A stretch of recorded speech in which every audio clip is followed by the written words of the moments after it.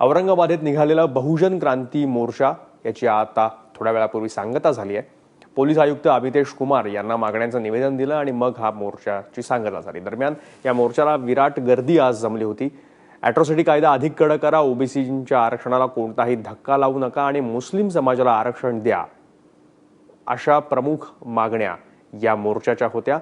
औरंगाबादमध्ये हा मोर्चा आज आयोजित करण्यात आला होता।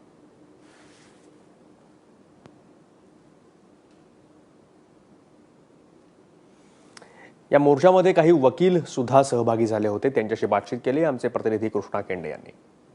तुम्ही आज मोर्चामध्ये सहभागी झाला होता, काय तुमच्या मनात होतं? अॅट्रॉसिटी कायदा हा एकदम असा कडक व्हायला पाहिजे, त्याच्यासाठी स्पेशल न्यायालय पाहिजे आणि न्यायाधीश सुद्धा हा सुद्धा म्हणजे एससी याचा पाहिजे असा, आणि त्याच्यावर एकदम कडक कारवाई करायला पाहिजे असं। काय सांगाल?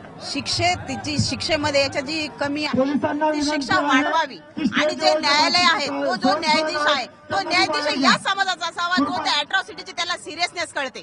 कारण काय होतं, बऱ्याचदा इतर न्यायाधीश इतर जातीतले जे न्यायाधीश असतात त्यांना त्यातलं गांभीर्य नसतं। कोपर्डीचा जो आरोपी आहे त्याला फाशी झाली पाहिजे, फाशी झालीच पाहिजे त्यांना। एकाच कोपर्डीचे जे आरोपी आहेत त्यांना फाशी झालीच पाहिजे। माझं असं म्हणणं की कोपर्डी हत्याकांड कोपर्डी अॅट्रॉसिटी ऍक्ट मधील जे कोणी आरोपी असतील त्यांना तर शिक्षा झालीच पाहिजे, पण खैरलांजी मध्ये जे आरोपी असतील त्यांना सुद्धा फाशी द्यायला पाहिजे। दोन्ही आरोपींना एकाच दिवशी फाशी द्यावा असं आमचं म्हणणं आहे, ते कोणत्याही जाती धर्माच्या असू द्यात।